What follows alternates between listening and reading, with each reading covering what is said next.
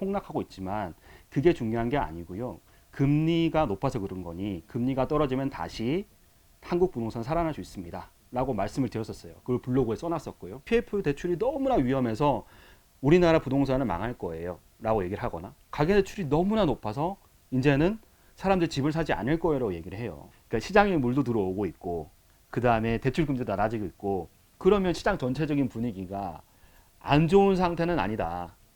스트레스 DSR을 시행해야 했다는 그 이유가 왜 나왔냐면은 왜 스트레스 DSR이 우리나라 집값을 다 폭락을 시킬 거라고 생각하시는지 잘 모르겠다.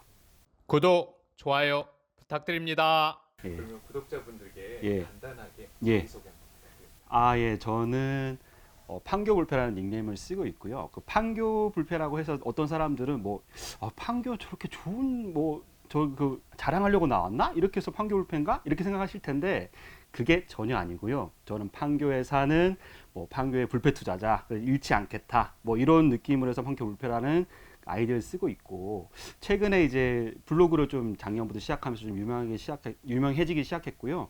그 다음에 그 책을 이제 좀 쓰게 되었습니다. 그래서 책을 이제 2023년도 6월 달이었죠. 그때 이제 좀 해가지고 10월 달에 나왔는데 유명하게 돼가지고 베스트셀러에 오르고 그래서 약간의 유명세를 얻고 지금 그렇게 크게 팔리진 않지만 제가 여러분들께 말씀드리고자 하는 바는 거시경제를 어떻게 하면 쉽게 읽을 수 있고 어떻게 남들에게 좀 잘 전달해가지고 이분들의 투자 생활 그러니까 주식뿐만 아니라 부동산 이런 쪽도 제가 지금 관심이 굉장히 많거든요. 이런 부분들을 좀 더 쉽고 그리고 여러분의 투자 생활에 잃지 않게끔 어떻게 지금 도와줄 수 있느냐 이런 부분들을 좀 제가 컨셉트를 가지고 나왔습니다. 그래서 인기가 좀 어느 순간 좀 갑자기 많아졌는데요. 그래도 항상 저도 좀 말을 좀 조심해야겠고 최근에 좀 많이 싸우긴 했거든요. 그래서 그런 말들을 조금 조심하면서 여러분에게 좋은 투자에 대한 정보들을 딜리버리 해줄 수 있는 사람으로 계속해서 이제 남아 있겠습니다. 여러분을 많이 찾아주시면은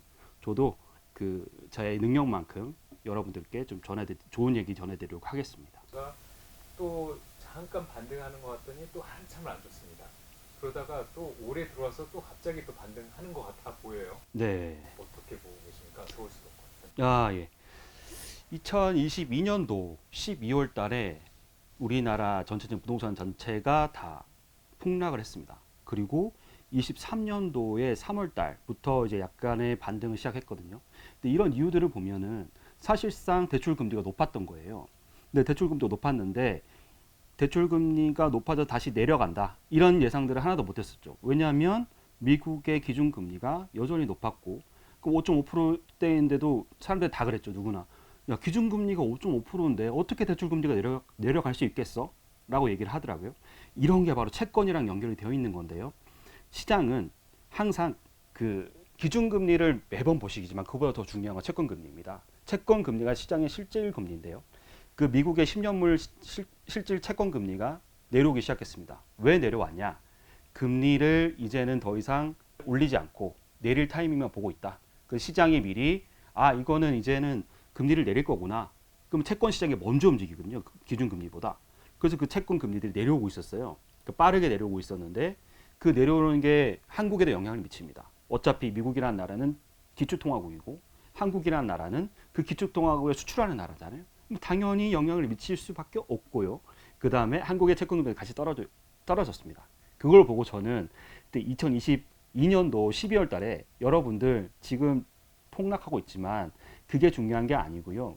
금리가 높아서 그런 거니 금리가 떨어지면 다시 한국 부동산 살아날 수 있습니다. 라고 말씀을 드렸었어요. 그걸 블로그에 써놨었고요. 그래서 미리 그 미국 시장의 물을 읽고 한국 시장의 채권 금리를 보면서 한국의 기준금리가 떨어지지 않더라도 대출금리는 떨어질 수 있습니다라고 말씀을 드렸고 그래서 금융채가 내려오면서 금리들이 떨어지기 시작했죠. 그때 당시에 조금 우리가 생각해 봐야 될 일은 월세가 굉장히 빠르게 오르고 있었고요. 왜냐하면 전세 대출을 받으면 전세 대출을 받은 그 이자가 굉장히 비쌌기 때문에 월세가 더 싼데? 그래서 그 임계점까지 올랐었어요. 근데 이제는 금리가 내려오니 전세를 사람들이 이제는 월세보다 전세가 싸구나. 그래서 전세로 좀 돌아온 부분도 있었고요. 근데 매매도 이거 좀 이제는 금리가 좀 내려오니까 나도 이제 집을 좀 사야 되는데 이때 많이 떨어졌고 금리 내려왔으니까 사야지. 하면서 좀 좋았던 분위기가 정부의 특례 대출까지 나왔었죠. 예. 정부는요, 국가의 부동산이 시장이 무너지는 걸 원하지는 않습니다. 예. 언제나 상승을 해야지 된다는 생각을 가지고 있어요. 왜냐하면요, 여러분 잘 생각해 보세요. 가계 대출이 있을 거고, 그다음 PF 대출이 좀 되게 문제지만 TF 문제도 있을 겁니다. 근데 그거에 대한 생각을 좀 해보자고요. 어떤 전문가들은 PF 대출이 너무나 위험해서 우리나라 부동산은 망할 거예요.라고 얘기를 하거나, 가계 대출이 너무나 높아서 이제는 사람들 집을 사지 않을 거예요라고 얘기를 해요. 근데 우리가 잘 한 번 더 생각해 보면, 만약에 그렇게 되면요, 부동산을 토대로 회사들은 돈을 빌렸죠. 그럼 그 돈은 대출이란 말이죠. 그 대출을 갚지 못한다는 말과 똑같거든요. 그 대출을 갚지 못했을 때 은행은 어떻게 될까요? 은행은 그 대출에 대한 대출 채권이 있을 거고, 그 채권에 대한 부도가 나게 됩니다. 그러면 금융권 자체가 무너지게 돼요. 개인도 마찬가지입니다. 가계부채를 가지고 있는데 집가격이 너무나 떨어지게 되면 사람들은 매도 심리가 발생될 거고, 그 매도 심리에 의해 가지고 은행이 너네 개인한테, 개인 집한테 주택담보대출 빌려드릴게요. 그거에 대한 채권을 가지고 있을 거거든요. 그 채권이 부도가 난다고 생각해 보세요. 그러면은 우리나라 은행권은 어떻게 될까요? 당연히 무너지게 됩니다. 그런데 여러분, 돈을 어디다 빌리세요? 돈은 한국은행에서 빌리지 않습니다. 시중은행에 빌리거든요. 근데 그 시중은행들이 망한다고 생각해 보세요. 시장에 화폐를 조달해놓은 조달자들이 없어지는 겁니다. 그리고 신용카드를 사용할 수 있을까요? 못합니다. 그러니까 정부는 집값이 너무 많이 오르는 건 원하지는 않지만 너무 많이 떨어지는 것도 원하지 않습니다. 그리고 뭐 기업들이 잘못했다, PF를 무리하게 땡겨 썼다, 물론 다 알고 있는 이야기죠. 근데 그런 이야기 속에서 정부가 나서서 그걸 도와주는 이유는 기업들이 이뻐서가 아닙니다. 은행권이 무너질까봐. 그래서 그 한국은행 총재님이 나오셨을 때 뭐라고 하셨나요? 우리 나라에 제일 중요한 것은 금융 안정입니다. 라고 얘기를 했거든요. 그 금융 안정이라는 얘기는 대출들이 터지면 안 된다는 얘기예요. 그러니까 결론적으로 부동산 시장을 정부가 살리기 위해서 특례 대출을 한다든지, 아니면 개인들을 위해서 대인들 집을 더 사주기 위해서 그런 이유보다는 제일 중요한 건 우리나라의 금융 안정이 가장 중요했던 겁니다. 그래서 금융 상황에 따라 가지고 그런 특례 대출과, 그리고 특례 대출이 일어나면 개인들이 집을 사게 될 것이고, 그다음에 부동산에 대한 미분양이 좀 사라지면서 그 건설사들도 숨통을 칠 수 있게 되겠죠. 그리고 착공을 시작할 수 있겠죠. 근데 지금 PF가 너무 안 좋은 이유는 착공조차도 못 하고 있는 얘기잖아요. 그걸 할 수 있게끔 시장에 물을 넣어준 거예요. 그런 게 우리가 생각하는 뭐 M2라고 화폐 공급량을 얘기할 수 있는 거죠. 화폐 공급량이 많아지면 당연히 시장에 물이 흐르는데, 그 시장에 물이 흐르는 걸 어떻게 할 수 있을까요? 여러분, 뭘로 할 수 있을까요? 어렵습니다. 예. 근데 너무나 쉽게 이거를 금융위원회에서 매달 발표를 해줍니다. 뭐냐? 가계대출 현황이라고 합니다. 가계대출 현황을 매달 발표를 하는데요. 거기서 우리가 알 수 있는 점은, 자, 주택담보대출이 얼마나 되어 가고 있는지 매달 나와요, 지표가. 예. 우리가 그걸 보면은 3월 달부터 주담대 가계대출의 양은 계속해서 증가해 왔습니다. 이걸 보고 저는 느꼈죠. 사람들한테도 주담대 대출의 크기가 커지고 있습니다. 근데 10월 달 가니까 크기가 조금씩 이제는 올라가다가 내려가는 주춤한 느낌이 있더라고요. 그러니까 크게 오르지 않는다. 많긴 많지만. 근데 그 당시에 뭐가 있었냐? 미국의 채권 금리가 급등을 했습니다. 그러니까 금리 인하에 실망감이 좀 있었고, 그다음에 채권 자경단의 어떤 활동도 있었어요. 그런 거 뭐 되게 어려운 이야기라 조금 넘어가겠지만, 그래서 우리나라의 대출 금리도 조금씩 상승하기 시작했어요. 그리고 시장 불안감도 있었고요. 그렇기 때문에 집값이 주춤했던 겁니다. 그리고 다시 24년이 왔어요. 24년이 왔는데 이제는 이제 FOMC가 있었죠. 1월 달에. 거기서도 금리의 빠른 인하는, 조기 인하는 없을 겁니다. 라고 했었지만, 시장에서는 어떻게 생각했었냐면은, 저는 이제 패드와치라는 걸 보거든요. 미국의 패드와치에서는 3월 달부터 조기 인하 할 것 같아요. 여러분, 이렇게 수치적으로 보여줬어요. 그걸 보고 한국의 채권 시장도 같이 움직였었던 거예요. 그래서 금리가 10년물 금리나 5년물 금리, 그리고 거기에 영향을 받은 금융채 금리들이 내려오면서 대출 금리도 하향 안정화 됐었거든요. 지금도 그러고 있고. 그래서 약간 10월, 11월 달에 올랐던 그 채권 금리와 대출 금리로 인해 가지고 시장이 주춤했었지만 또 24년 1월 달에 12월부터 시작된 금리 인하 기대감에 대출 금리도 많이 내려왔어요. 예, 저도 어제 그저께 토요일이죠. 토요일 날에 목요일 날에 그 대출을 좀 받고 왔거든요. 그 전세 대출 금리가 저한테 좀 높게 적용되긴 하는데요. 그 5.8% 정도였다가 0.7% 정도 떨어졌더라고요. 며칠 만에 한 달 정도 됐나요? 한 달 만에 그런 거 보면 뭐 주담대는 더 많이 떨어졌겠죠? 한 3점 후반대 정도 됐을 거예요. 예, 그 정도로 지금 떨어져 있거든요. 그러니까 사람들 다시 또 오르는 게 아니나 보네 하고 또 이렇게 선택을 했을 거고요. 그 다음에 지금 현재 또 신생아 대출 또 나오기 시작했죠. 시장에 물을 넣어주기 시작하잖아요. 그러니까 시장에 물도 들어오고 있고 그 다음에 대출 금리도 낮아지고 있고 그러면 시장 전체적인 분위기가 안 좋은 상태는 아니다. 하지만 펄펄 끓지는 않을 거다라는 얘기를 하는 거예요. 그러니까 펄펄 끓지는 않을 거라는 얘기를 왜 때문에 하는 거냐면 아직도 우리가 원하는 기대만큼의 금리는 대출 금리 수준은 내려오지 않았다. 그리고 옆에 주변에도 약간 흉흉한 소리들을 한다. 심리들이 아직 돌아오지는 않은 거죠.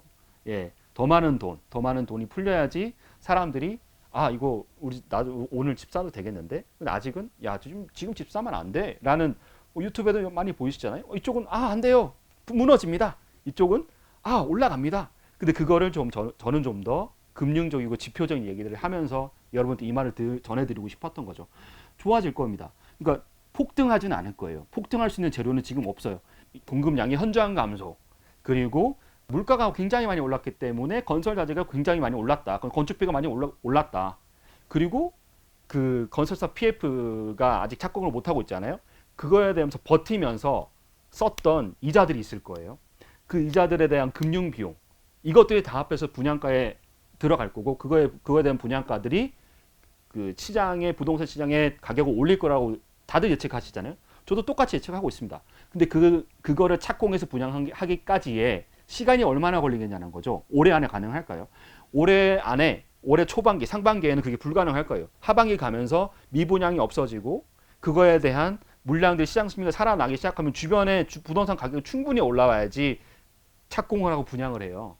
너무 그 가격을 다 반영해서 지금 현재 분양을 한다고 해도 미분양밖에 되지 않기 때문에 시장에서 그 가격을 받아들이지 않을 거고, 그렇기 때문에 빠른 폭등은 없을 것이다. 하지만 시장에서 생각하는 어떤 금리 수준이 현재 상태로 계속 유지될 수 있고, 그 다음에 신생아 대출도 나오고 있고요. 그 다음에 뭐 전체적으로 지금 금리 인하 올해 연말에는 한다라고 얘기를 하고 있잖아요. 그런 분위기들이 다 합쳐져서 점진적인 상승은 가능할 것이나, 우리가 생각하는 폭등은 연말 이후에나 좀 생각을 해볼 만하다. 이렇게 말씀드리고 싶습니다. 근데 방금 얘기하신 것처럼 신생아 대출이가 사실은 정부에서 돈을 넣기 위한 어떤 정책들이 준비가 되어 있는 건 알겠어요. 네. 근데 그와 동시에 또 최근에 스트레스 DSR이라는 게 나왔어요. 네. 좀 이상하죠. 네. 정부의 어떤 행동이 네네. 뭘 바라는 건지도 사실 잘 모르겠고 이 속에서 어떤 결과물이 나올지도 솔직히 궁금합니다. 네네. 어떻게 될까요?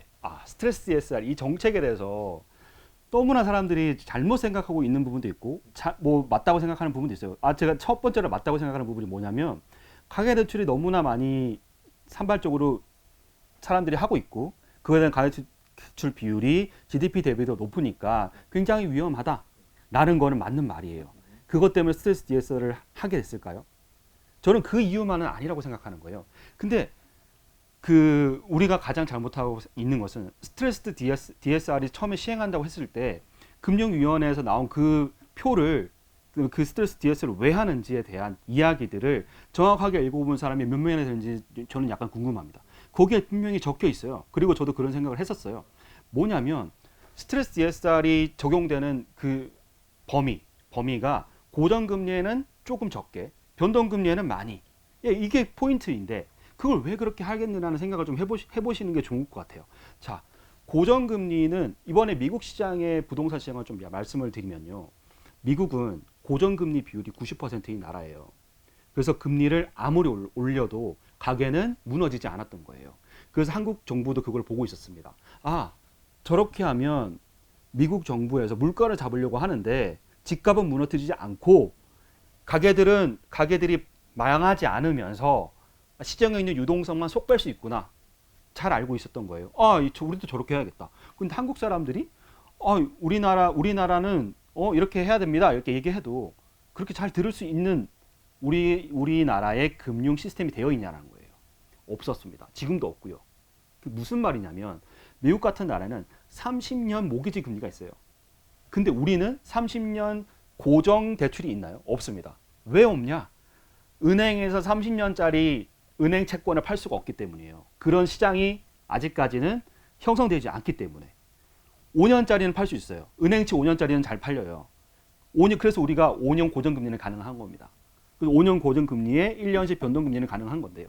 근데 30년 고정금리를 만들려면 은행채 30년짜리가 팔렸어야 돼요.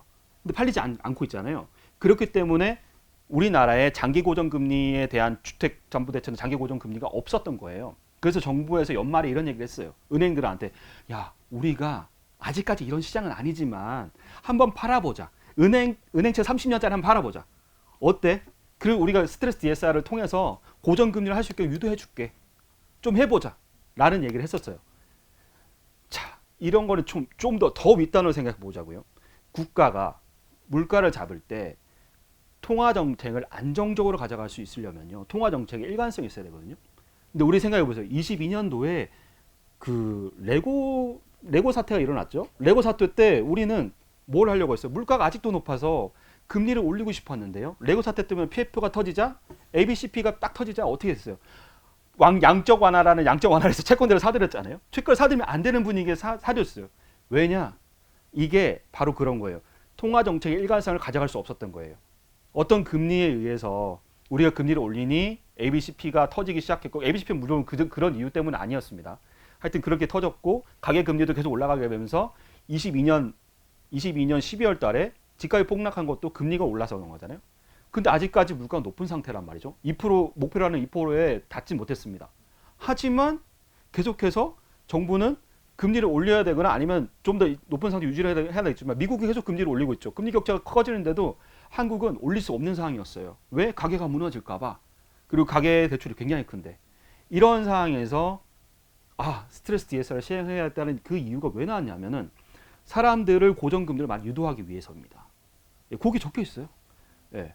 고정금리 유도를 통해 가지고 스트레스 DSR이 물론 변동금리에 많이 적용이 되고 조금 비율을 낮춰서 하게 됐지만 만약에 30년짜리 그 고정금리 대출이 나오기 시작한다면 거기에 대한 스트레스 DSR을 많이 없앨 거예요. 사람들이 고정금리를 유도하게 되면 첫 번째로 한국은행의 통화정책의 일관성이 생기는 거예요. 향후에 금리를 올리고 싶을 때 마음대로 올려도 사람들은 고정금리 비율이 높으니까요. 실제로 23년도 3월 달부터 7월 달 이때쯤에 한국의 신규 대출에 대한 고정금리 비중이 70% 정도 됐어요. 고정금리를 선택한 비중이 굉장히 높았죠. 고정금리 낮았었기 때문에 변동금리보다. 그리고 향후에 금리도 오를 수 있을 거라는 생각이 들기 때문에. 이런 거 어디서 할 수 있다? 한국은행 그 은행 가중 평균금리 거기에 매달 발표를 하게 되는데요. 거기에 대출의 성격들이 다 나오기 시작합니다. 그러니까 지금 현재 한국의 체력 자체는 고정금리 비율이 한 30%, 변동이 70% 되는데요. 신규 대출에 대해서는 23년도에 고정금리를 선택하는 비중이 굉장히 높았다는 거예요. 자, 그래서 어떤 사람들이 이런 얘기를 해요. 금리가 더 오르거나 현대의 높은 금리를 계속하게 되면요. 집값은 폭락하게 될 겁니다. 이렇게 얘기를 하는데 사실상 23년도에 집을 샀던 사람들은 70%의 비중 자체가 고정금리를 선택했기 때문에 금리가 올라도 집을 팔지 않는 거예요. 내가 왜 팔아? 이자를 낼 수 있는 부담이 굉장히 크진 않은데 그러면 산 사람들은 똑같은 이자를 계속 내고 있으면서 사람들이 투매를 하지 않는 겁니다. 예. 그러니까 투매가 되어야지 늘어나고 그러니까 매도량이 늘어나고 가격이 폭락하게 되는 거죠. 근데 투매가 지금은 이런 상황이에요. 23년 하반기부터 중반기부터 계속해서 매매의 그 투매, 그러니까 매매 물량들이 올라가게 됐죠. 매매를 팔고 싶어하는 사람들이 되게 많아졌죠. 근데 제가 그때 이런 얘기를 했어요. 여러분 많긴 많은데 금매는 많나요? 그래서 금매가 많이 늘어나고 있나요? 그러지 않았다는 얘기죠. 금매가 많아지면 투매가 일어나는 증거가 되고 그럼 가격이 떨어진다는 얘기인데 금매는 없는데 매도 물량만 올라가는 거예요. 이런 현상들을 보면서 여러분 숫자를 하나만 보지 마시고요. 그거에 대한 그 매물에 대한 성격, 이게 어떤 건지 그리고 금리 현상은 지금 어떠고 있고 나라에서 가게들이 지금 현재 빌리고 있는 주담대 대출이 전체적으로 어떤 거냐. 그리고 스트레스 DSR이 문제가 된다고 했는데 사실상 보면은 우리나라 금융을 좀 더 안정하게 탄탄하게 향후에 부동산 가격이 폭락하지 않게끔 만들기 위해서 만든 유인 정책, 유도 정책이 더 큰 건데 왜 스트레스 DSR이 우리나라 집값을 다 폭락을 시킬 거라고 생각하시는지 잘 모르겠다. 라고 말씀을 드렸어요. 그건 분명히 스트레스 DSR이라는 시행안에 나와 있습니다. 고정금리를 유도하고 싶어 한다. 이런 게 나와 있는데 이런 거에 대한 조금 더 생각은 해보실 만한 거죠. 그리고 좀 더 주의 깊게 그러니까 누군가의 말을 믿기보다는 해당 정책이 나왔을 때 해당 정책이 나온 그 문서를 정확하게 읽고 그 앞에 있는 내용들 우리가 나라의 지금 현재 대출이 어떻게 흘러왔었고 고정금리 변동금리 비율이 어떻게 됐었고 미국의 부동산 시장이 무너지지 않은 이유들에 대해서 생각을 해보고 왜 저런 정책이 나왔을까랑 한 번 더 생각해보면 스트레스 DSR이 과연 집값을 무너뜨리기 위한 정책인 건가를 생각을 해보시는 게 중요합니다. 책 소개 한번 부탁드립니다. 아 예. 제 책은 올웨더 투자법이라고 얘기를 합니다. 그 올웨더 투자법이 뭐냐면, 그러니까 어떤 뭐 유명한 올웨더 투자법이라는 책이 있어요. 그래서 그거는 약간 헷갈릴 것 같은데 그게 아니고 저는 사계절 돈을 벌겠다라는 느낌으로 쓴 책이고요.